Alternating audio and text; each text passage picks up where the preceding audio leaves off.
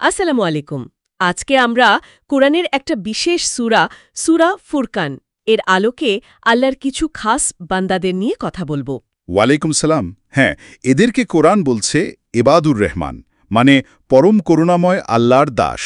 আমাদের আজকের আলোচনার ভিত্তি হচ্ছে আল্লাহর খাস বান্দাদের বৈশিষ্ট্য নিয়ে লেখা একটা চমৎকার আলোচনা। আচ্ছা, আমরা আসলে বোঝার চেষ্টা করব কারা এই এবাদুর রহমান, তাদের বিশেষত্ব কি, কেন তারা অন্যদের চেয়ে আলাদা। খুব সুন্দর বিষয়। তবে আলোচনা শুরুর আগে একটা ছোট্ট কিন্তু জরুরি বিষয় মনে হয় পরিষ্কার করা দরকার। হ্যাঁ, বলুন না। আরবিতে আব্দ মানে তো দাস, এর দুটো বহুবচন আছে, ইবাদ আর আবেদ। ও আচ্ছা, দুটোই কি একই রকম? না, এখানে একটু পার্থক্য আছে।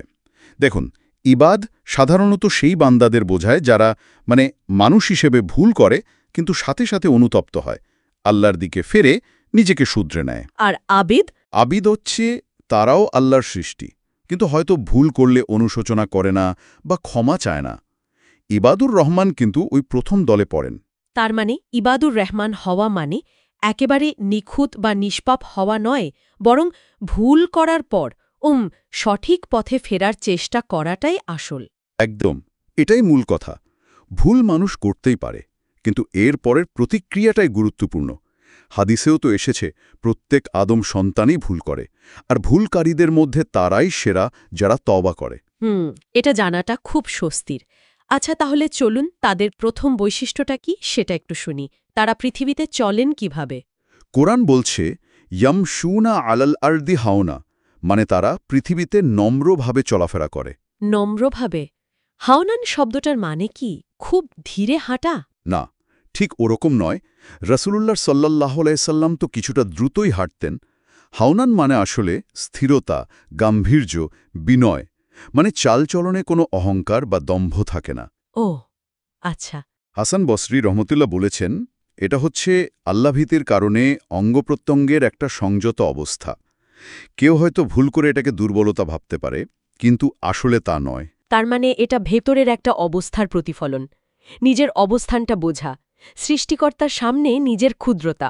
ঠিক, আর এই বিনয়টাই তাদের আচরণে একটা ভদ্রতা, একটা শান্তি এনে দেয়, যা অন্যদের জন্য অস্বস্তিকর হয় না। আচ্ছা, এই বিনয়ী মানুষগুলোর সাথে যদি কেউ ধরুন খারাপ ব্যবহার করে, মানে জাহেল বা মূর্খ লোক যদি তর্ক করতে আসে, সেক্ষেত্রেও তাদের আচরণ দেখার মতো। ওয়াইদা খতবাহুমুল জাহিলুনা কওলু সালামা, যখন মূর্খরা তাদের সাথে কথা বলতে আসে তখন তারা বলে সালাম। মানে শান্তি কামনা করে এড়িয়ে যান, ঝগড়া করেন না। একদম, তারা তর্কে জড়ান না। কেউ গালি দিলেও জবাবে গালি দেন না, শুধু বলেন সালাম, মানে তোমার ওপর শান্তি বর্ষিত হোক, এই বলে সরে আসেন। এটা তো বেশ কঠিন একটা কাজ, মানে নিজের রাগকে নিয়ন্ত্রণ করে পরিস্থিতি ঠান্ডা রাখা। এর জন্য তো অনেক মানসিক শক্তি দরকার। অবশ্যই, আত্মনিয়ন্ত্রণ এখানে খুব জরুরি। আর এই শক্তিটা হয়তো তাদের রাতের ইবাদত থেকেও আসে, কারণ এর পরের আয়াতেই তো তাদের রাতের অবস্থার কথা বলা হয়েছে। হ্যাঁ, ঠিক। কি বলা হয়েছে সেখানে? ওয়াল্লাযীনা ইয়াবীতুনা লিরাব্বিহিম সুজ্জাদান ওয়া কিয়ামা, আর যারা তাদের রবের জন্য সেজদারত ও দণ্ডায়মান অবস্থায় রাত্রি যাপন করে। তার মানে তাদের রাতগুলো অনর্থক গল্পগুজব বা বিনোদনে কাটে না।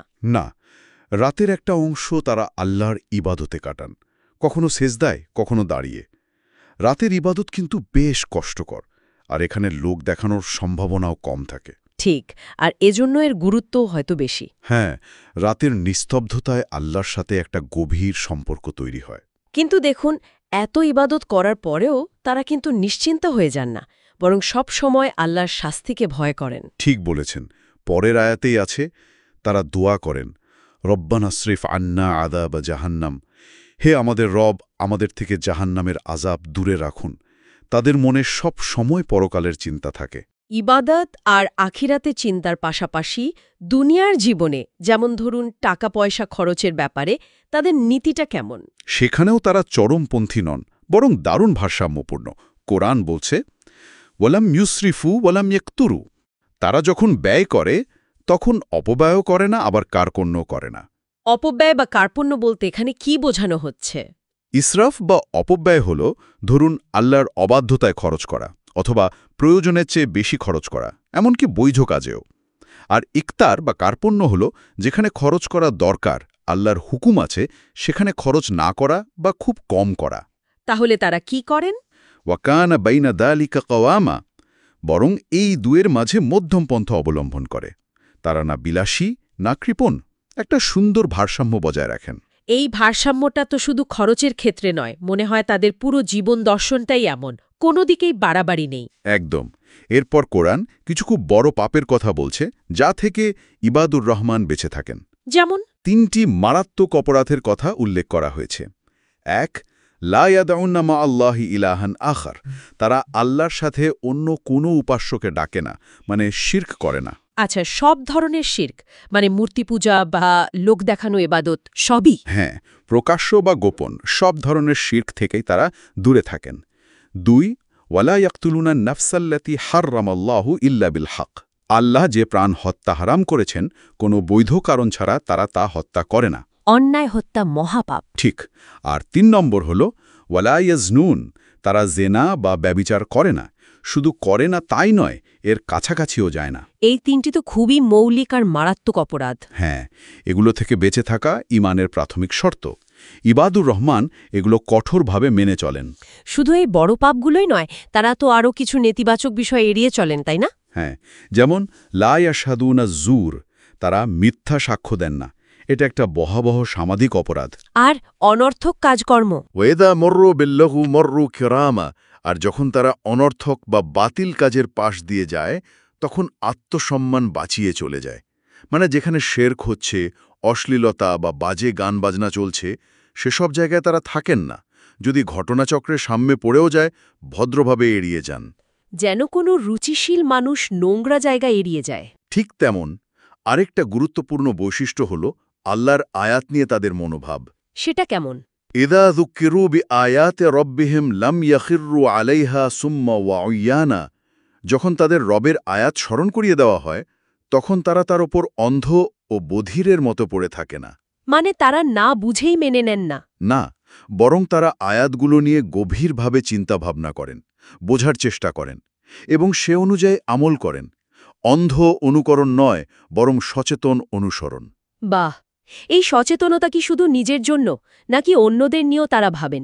অবশ্যই ভাবেন। তারা শুধু নিজেদের নিয়েই সন্তুষ্ট নন, তারা তাদের পরিবারের জন্য দোয়া করেন। কি দোয়া করেন?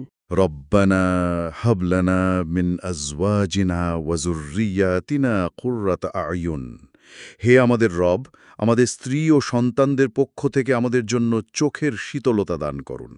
মানে এমন জীবনসঙ্গী ও সন্তান সন্ততি দিন যারা আল্লাহভীরু ও অনুগত হবে, যাদের দেখে চোখ জুড়িয়ে যায়। সুবহানাল্লাহ! শুধু তাই নয়, তারা আরও চান ওয়াজআলনা লিল মুত্তাকিনা ইমামা, আর আমাদেরকে মুত্তাকিদের জন্য আদর্শ স্বরূপ করুন। হ্যাঁ, তারা নিজেরা ভালো থাকতে চান, পরিবারকে ভালো রাখতে চান, এমনকি নেককারদের নেতা হওয়ার মতো উচ্চাকাঙ্ক্ষাও পোষণ করেন। এই যে এতগুলো গুণের কথা আমরা শুনলাম, বিনয়, সংযম, রাতের ইবাদাত, খরচে মধ্যপন্থা, বড় পাপ থেকে দূরে থাকা, মিথ্যা বা অনর্থক কাজ এড়িয়ে চলা, আয়াত নিয়ে ভাবা, পরিবারের জন্য দোয়া করা, এগুলো অর্জন করা আর ধরে রাখা তো নিশ্চয়ই সহজ নয়। একেবারেই না। এর জন্য দরকার হয় প্রচণ্ড ধৈর্য, মানে সবর। আর এই সবরের পুরস্কার কি? এটাই কোরআন সবশেষে বলছে, উলাইকা ইউজজাউনাল গুরফাতা বিমা সবারু, তাদেরকে প্রতিদানস্বরূপ দেওয়া হবে জান্নাতে সুউচ্চ স্থান, আল গুরফা, যেহেতু তারা সবর করেছিল। আল গুরফা মানে জান্নাতের বিশেষ উঁচু জায়গা। হ্যাঁ, সত্যের পথে টিকে থাকা, পাপ থেকে নিজেকে বাঁচানো, আল্লাহর বিধান মানতে গিয়ে কষ্ট স্বীকার করা, অন্যের জুলুম সহ্য করা, এই সব কিছুর জন্য যে ধৈর্য তারা ধারণ করেছেন তারই চূড়ান্ত পুরস্কার এটা। তাহলে সারসংক্ষেপে বলা যায়, ইবাদুর রহমান আসলে কোনো অতিমানব নন। না, তারা আমাদের মতোই মানুষ। কিন্তু তারা আল্লাহর রহমতের ওপর ভরসা রেখে নিজেদের ভেতরের খারাপ প্রবৃত্তির বিরুদ্ধে লড়াই করেন, ভুল করলে সঙ্গে সঙ্গে শুধরে নেন, আর জীবনের সব ক্ষেত্রে ব্যক্তিগত, সামাজিক, আধ্যাত্মিক একটা ভারসাম্য আর আল্লামুখিতা বজায় রাখার আপ্রাণ চেষ্টা চালিয়ে যান। ঠিক। আর এই চেষ্টা, এই সাধনাটাই তাদের আল্লাহর প্রিয় পাত্র করে তোলে। এটা একটা জীবনব্যাপী সফর। আজকের আলোচনা থেকে একটা বিষয় বারবার মনে হচ্ছে, এই যে এতগুলো গুণ, এগুলোর একদম মূলে কোন জিনিসটা কাজ করে? কোনো একক চালিকা শক্তি কি আছে? ভালো প্রশ্ন। আমার মনে হয় হয়তো আল্লাহর প্রতি গভীর ভালোবাসা আর একই সাথে তার প্রতি ভয়, এই দুটো মিলিয়ে এমন একটা সম্পর্ক তৈরি হয় যা তাদের সবসময় আরও ভালো হওয়ার জন্য, আরও পরিশুদ্ধ হওয়ার জন্য তাগিদ দেয়। কি বলেন? হ্যাঁ, এটা একটা সুন্দর ভাবনা। ভালোবাসা আর ভয়, এই দুটো মিলিয়েই তো পূর্ণাঙ্গ ঈমান। হয়তো এটাই সেই মূল চালিকা শক্তি। এই ভাবনাটা নিয়েই আজকের মতো শেষ করি। আল্লাহ আমাদের সবাইকে ইবাদুর রহমানের এই সুন্দর গুণগুলো অর্জনের পথে চলার তৌফিক দিন। আমিন।